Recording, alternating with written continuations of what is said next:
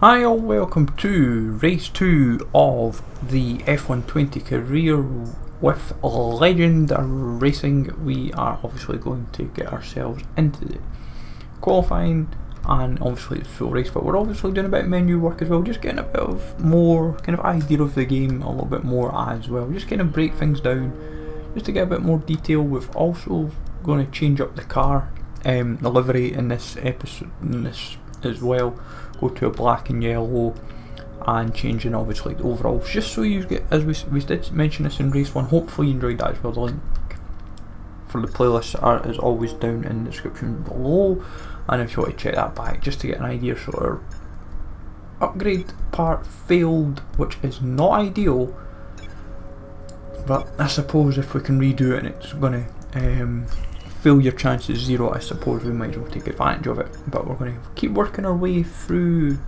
various upgrades.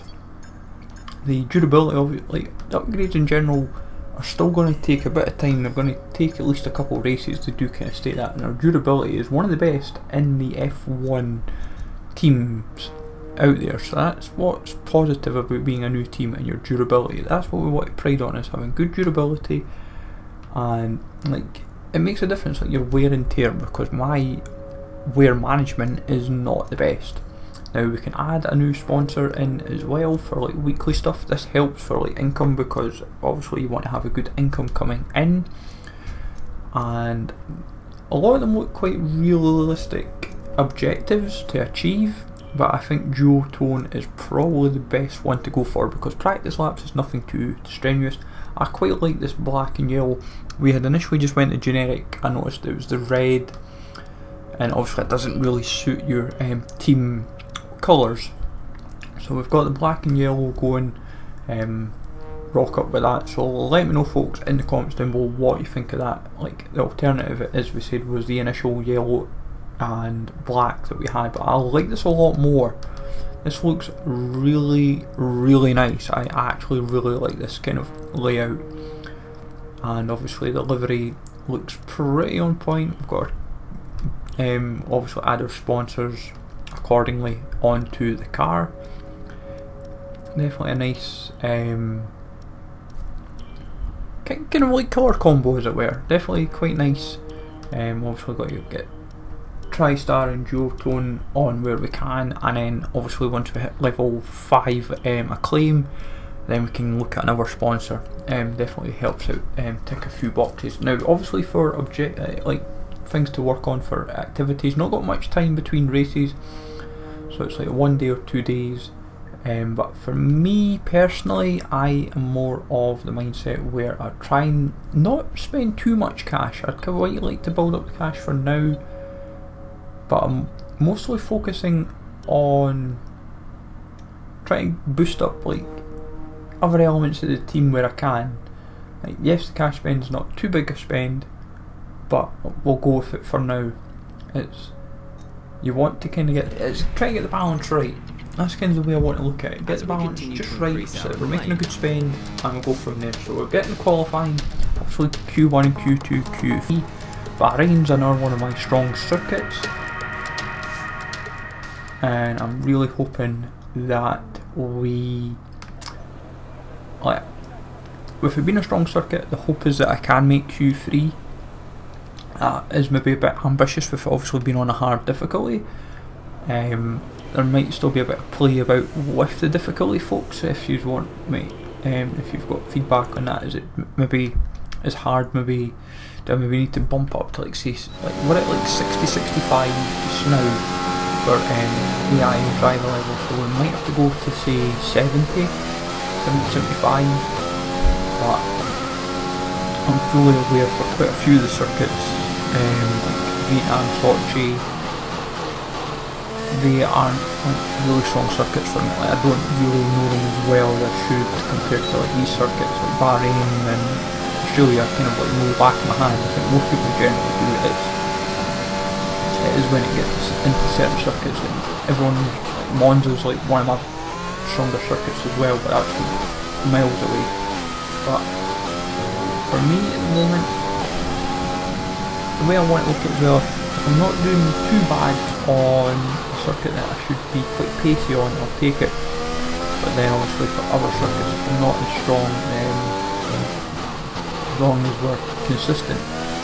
There's no always really good point when it's like, even if you can, in like the first like season especially with your new team, you just kind of want to get the team kind of building the platform as it were to kind of build the foundations. But we make a bit of a mistake there, but we'll get into DRSO and just power away. It might hamper us a little bit, but it might not be too much. Like for me, as long as I feel you've always been getting to Q2, I feel if you're not getting into Q2, regardless of difficulty, then I feel your car and also the difficulty and kind of everything's not quite there yet. I feel like you're just not performing. I feel like Q2 should always be realistic. But I would say we've got a good drive here. Time will tell, of course, when we cross the line. Pretty good time by the looks of it, but we're just doing one lap. One lap just seems about right for us. I'm not a big fan of doing more than a lap. If you'll just let the game play itself out.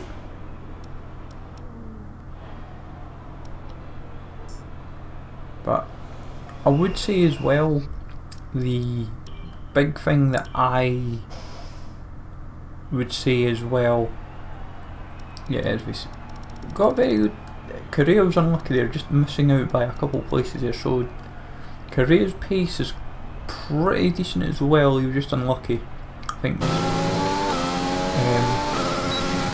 little bit of room for improvement there, but I'm sure he's got a good pace so Correa for what I've seen. So we're just going to get the car just powerful enough for hopefully him as well, that it helps get him kind of into like Q2. But at the moment I'm happy with that. Q1 definitely showed we had good pace, and like, what I've done is for this setup I've went with one of the pits like higher end, because there's quite a lot of good straights in it, but there is quite a lot of difficult to negotiate corners. I've tried to make sure that the balance is just quite right for like pace. Like the top end speed might hit like 208, 209 on like the pit straight, but like the cornering should be quite resilient that I can, especially coming up to this section. Usually in parts of the track I'm very prone to wiping out. I have had either like the tyres lock up or I've just kind of lost control of the car, and so that kind of section of the track especially is where I wanted to kind of put a bit of effort in. I did that, put about 10 laps of practice I could work on. After I've done like the track acclimatization, I tried to focus quite hard on like my race strategy element. So I was putting the laps in for that, just so I got the 10 laps in. But we got into Q3, we were very consistent there, not like, I feel like if I'm not making errors, that is what the difference maker is going to be. But I know for myself personally at the moment there's a lot of work. Like your qualifying pace would be great, but your race pace is not there. My big fear with Bahrain is, as well as I know the circuit, my fear is, will I have had many races over the years where my race pace is where I'm having to be very defensive against cars, and if we get that kind of race, then who knows. But at the moment we just keep our head down, focus on qualifying and get a good overshot there a little bit, but we will pick up with that. But at the moment I'm happy, satisfied, and just get on with it. That's what we're hoping to play. Looking at the pace, like it's really challenging qualifying like 6th or 7th, then I might need to reevaluate the reason why I say like 3rd or 4th floor is because I feel like then I would put it like too low still, or is it just because it's like, as I say, that it's also just because it's a circuit I'm good at? Should I really try to make these kind of cars with qualifying finished, it's time to remind ourselves of our top three: Vettel, Bottas and Max Verstappen. With qualifying complete, all that remains is the main event. We're in a good spot, 7th. We're pretty consistent there. Q1 obviously was 10th, bar one mistake, but Q2 and Q3 and a team acclaim up quite a fair bit there, obviously 24%. And then just before the race as well, I thought with all the resource points, I thought let's spend more of them, get the elements of the car improved again, maybe where necessary, because it's important to kind of just get them improved, but also just keep an eye on them as well, because if things can be improved, then it's there to take advantage of. Obviously we don't, like, I love how you get offered like the rush like development, but like I'd rather just do it standard or not want to rush it, because you don't want, like, you could jokingly say, oh, I've got a loose part,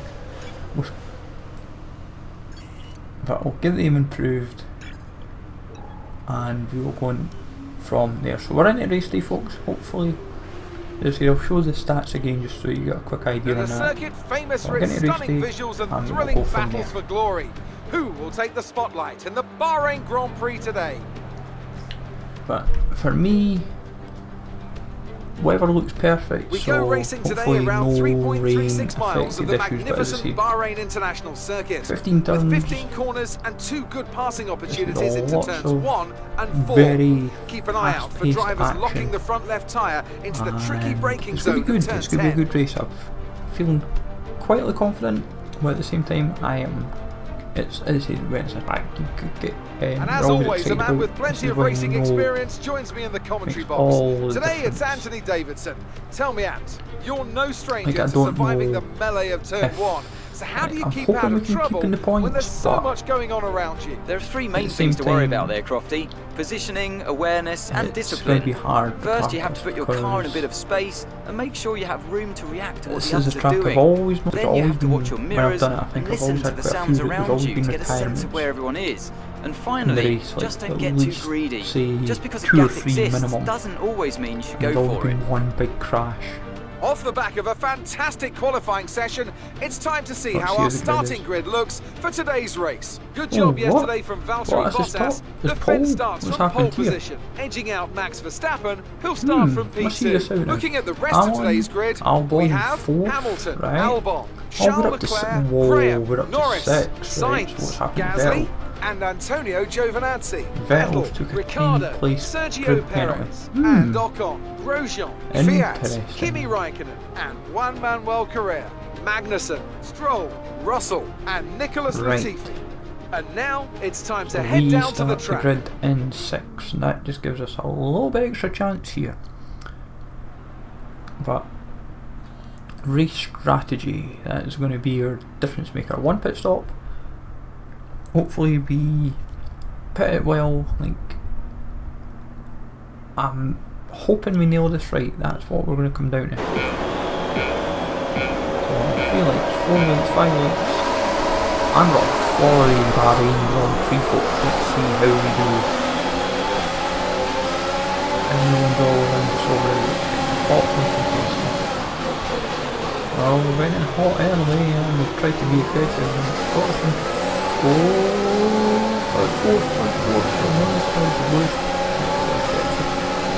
that was hot. That was hot start. Leclerc coming in as well. He wants his full start. Definitely a hot start for sure.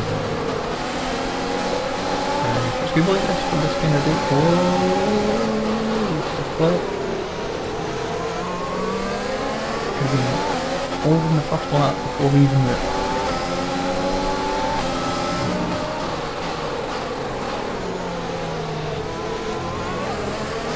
good in VIS also isn't for that free, so a bit of a window to work with. But I suspect that an album will be handle high in a spot back. But let's go on in the background for a little bit and then we'll join in due course.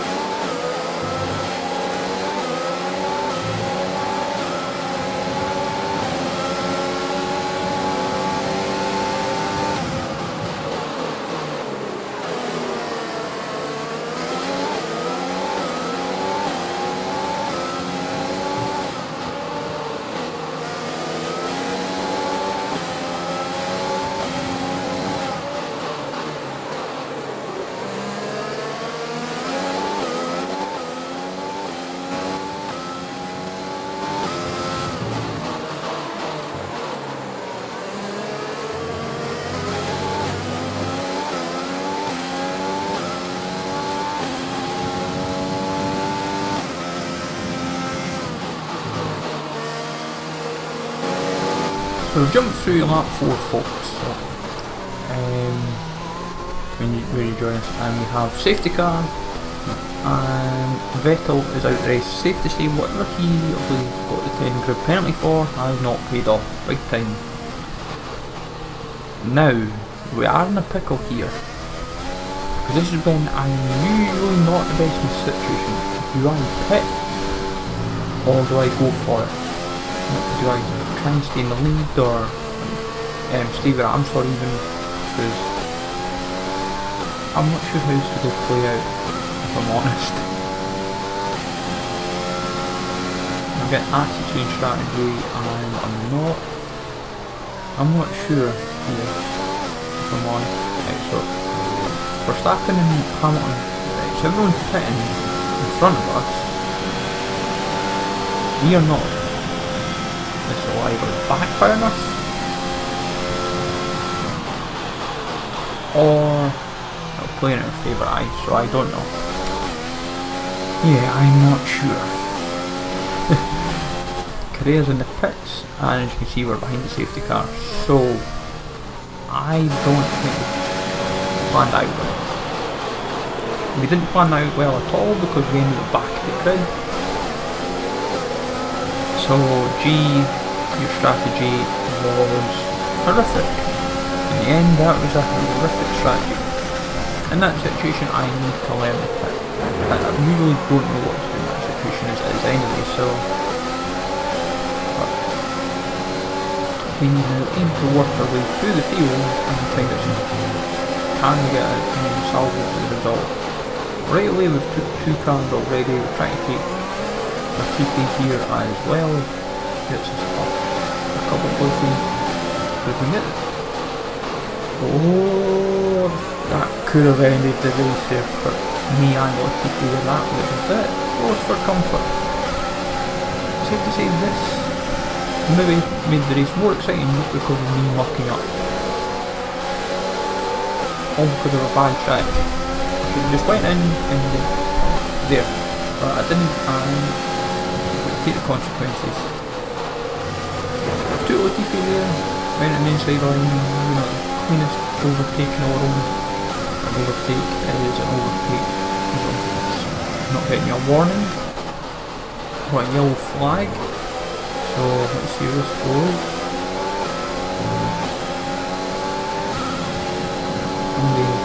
Out. Oh, it's Grosjean.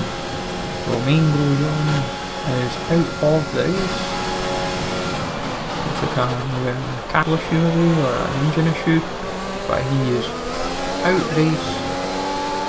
I'm looking good for him. So we'll let this go. See if we can get some spots reclaimed back in the track, and I will join you back again in due course.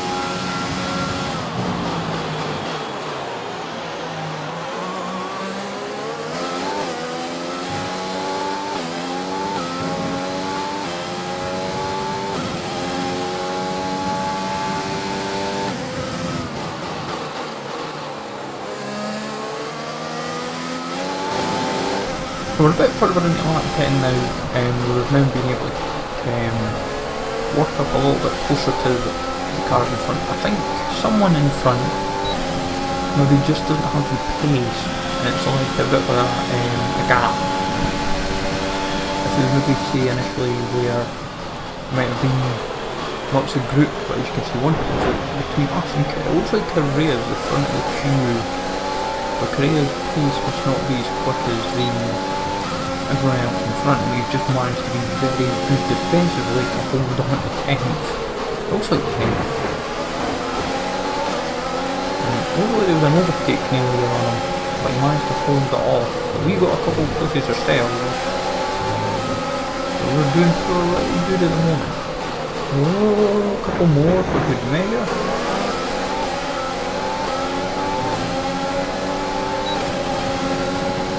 Now coming to the pit straight, things are running. Oh, Campbell went for it, he's got it. Can we get it as well? Can we? Can we? Yes we do. I wasn't sure if we were going to get that there actually, honest, but we did, so I will take it. Get the DRS back in action. If we can catch the Campbell here would be ideal. Oh, we nudge. See, better rivalry between us, there's definitely something. Still a little bit of argy-bargy this time a little bit from us, so we maybe just kind of thought this returned the favour, as it were. We want to hit Career, probably our own teammate, we don't damage the car. We don't want to damage either car, because then you get probably money taken off for damages. And I can't afford that damage because this is out racing, you know.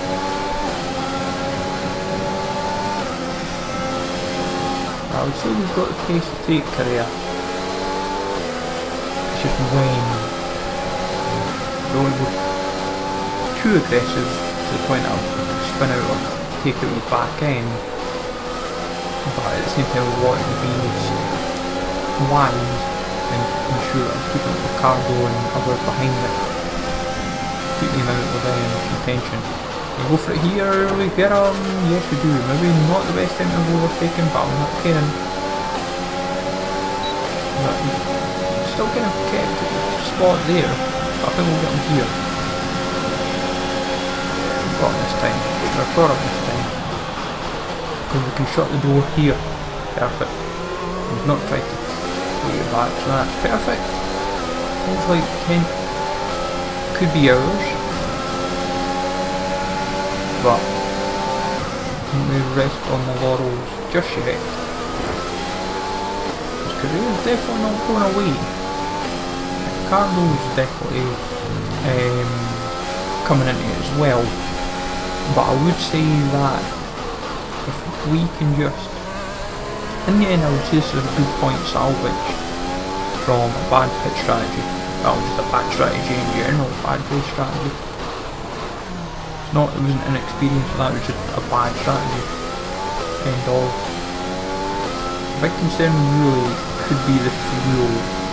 I'm a little bit concerned on that because obviously when safety car was in we went on like a lean mix, so you want to keep your fuel. Track there, so a wee bit too quick for my liking. But we'll see how this goes, see how it plays out. Long way to go. Long way to go.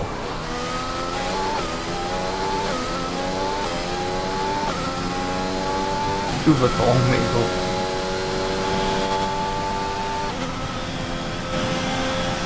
Ricardo is bearing down on us. And my fear is that either the tyres or the fuel's going to play a factor. The thing is, the tyres shouldn't, because obviously we went in later. So our wear levels should be healthier compared to Ricardo if they were to play a factor. Obviously you don't have fuel because it's not you've got like a fuel race. Because the car in the game will probably have enough fuel to match you for 15 laps, 14-15 laps, whatever the usual 25% is. But as you can see, we've got the red warning light on. Could this play a factor? I'm constantly checking just to make sure. Because as much as we think we're going to fuel, it could easily backfire on us. But the car is definitely going down. And Career's dropped a couple places, so definitely people are starting to overtake him now, but Bottas has won the race. Can we hold on to 10th place? Get that point in. A good start from two good tracks, 2-point finishes. Coming on to the pit straight, can Ricardo catch us up? The answer is no. Get ourselves a point. 3 points from first 2 races, I would definitely take that. Very satisfied. Driver of the day is Esteban Ocon. No surprise really. Very good drive from him actually for what I was seeing. That's it. We could have been potentially in contention ourselves if we'd driven a little bit better on the strategy, but he will just take that in the end. But it was a good race in the end. A bit of intensity where we had to kind of dig ourselves deep from back of the grid to 10th. Done well. There are so many factors to worry about once the brings up the discussion again of difficulty. Is it too easy for us? Is it too hard? Is it just right? If you answer all of those questions correctly, you'll have a good chance. And that's exactly what happened today. It could have been and I can see the better, drivers starting to approach the podium for the victory celebrations. So, a real team victory today. Everybody played their part. Congratulations then to Mercedes, your race winners today. Third. Who knows, we might be one day on the podium ourselves. It'll be interesting to see what would happen though if we were to win the day, because obviously it's like that's might be like your team principle. So do we get double, like, do we stand there and then have to stand on the the team constructors part, who knows? Or maybe that goes to Jeff. A look at the driver's standing. As you can see, More we points finished for 10th, Valtteri career Bottas, finishing in further 13th. solidifying his lead at the top of the table. Some amazing talent out on the track today. But Anthony, who would you pick as your driver of the day? Are we interested to see what the faults I'd like were? to say Esteban Ocon. He's just so gifted at getting the most out of his tyres, and he showed that today. It's time to see how things are shaping up in the Constructors' Championship. Mercedes continue to extend their lead. Another team that will be satisfied with this Grand Prix is Alfa Romeo, whose good result moves them further up the championship. I'm equal parts excited. If we went in the same time, we might have been pushing for a podium. I can't see it realistically, but no matter. So Team Acclaim edging ever closer up the food chain, as it were. We're doing well. Korea is definitely doing pretty steady as in general, but the cash coming in definitely looking a lot healthier. A bit interesting there, 10,000 Korea's lost there, but no matter, puts us over 2 million, and that will definitely help out towards where we want to go next with the car and also the team in general. So let this play out just a little bit, obviously just for the back to team headquarters, but hopefully you've enjoyed this race, folks. As I said, it was pretty tense in the end, a bit of hair-raising moments in that race, but hopefully you have enjoyed this. Let me know in the comments down below what your thoughts are of the car now, what you think of like the livery and the colour of like the overalls and stuff. Is it better from Australia or Bahrain? What one do you prefer better? I'll maybe try and see if I can get a vote, or if you let me know in the comments, and also thoughts on the difficulty of the game as well. Is it ideal or should it be looked at again further? But hopefully you enjoyed this, folks. As I said, Vietnam will be up soon. Smash likes always, catch yous all later, folks.